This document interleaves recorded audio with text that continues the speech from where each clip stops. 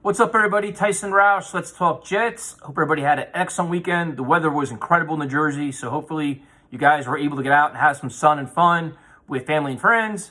Initially, I wasn't going to comment about this because I realized that it's clickbait season, and when it comes to the New York Jets, 9 out of 10 times, if you want a reaction from Jets Twitter, you write something negative.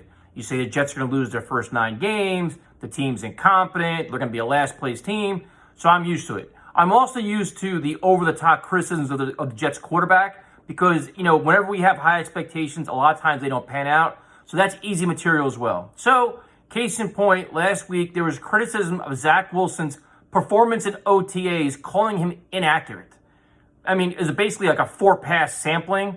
And then, of course, there's all the backlash and all the over-analysis and paralysis by analysis and everything like that. And listen, as fans, the only thing that really matters is when the pads come on and the lights go on. That's it, man. Like OTAs, mandatory minicamp is next week. That's going to be important. You want to see, does he have a command of the offense? How's everybody flowing? But the most important things is nobody gets hurt and everybody stays out of trouble. And then I'm worried about Zach Wilson once the pads start popping and he's getting hurt, he's getting pressured. How does he play in the preseason? And then week 1. Other than that, this is just crazy now.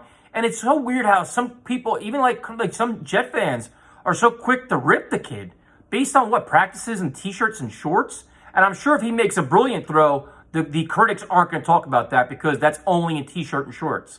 It's one-sided. You know how it is, though. The one good play, they'll make 3 or 4 decent throws, and the one bad one will be like, oh, this kid's not good. So it's so wild how the Jets quarterbacks get treated.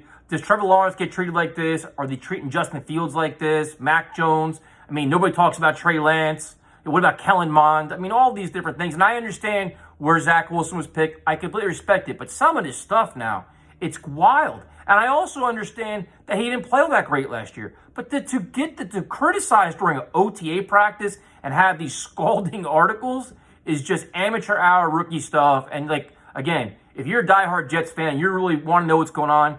When the pads come on, training camp, that's when things get serious, and that's when you got to worry about stuff. Or you could be happy about stuff. And the one thing is, too, it's like when it comes to the Jets, a lot of times the articles that come out are always worst-case scenario. Not able to do this, not able to do that. At some point, there's got to be positive stuff. Like, hey, you know what? If Zach does this, what can the Jets be? If Zach's game improves in this area, how good is he going to be? There's never really a focus on little areas of his game that can be improved and the aftermath of that, how much better this team could actually be.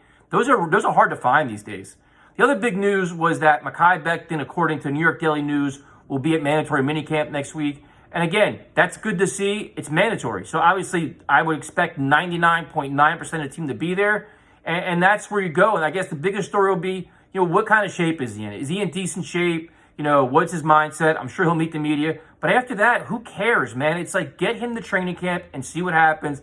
Let the battle for left tackle go, and that's kind of where it is. I know everybody's trying to chase clicks and likes and subscribers and follows, but some of these stories, you got to understand what part of the NFL season we're in, the off season.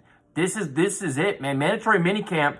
It's good to get everybody there, get in the fold, but like with everything else, get healthy, get to camp, and that's when everything matters. That's when you're starting to see who wins competitions, who's in shape, who's not in shape, and everything else. So, hope you guys have a good day. Enjoy yourselves. Summer is here, and it's time to have some fun. And we'll worry about the real football problems in late July, early August.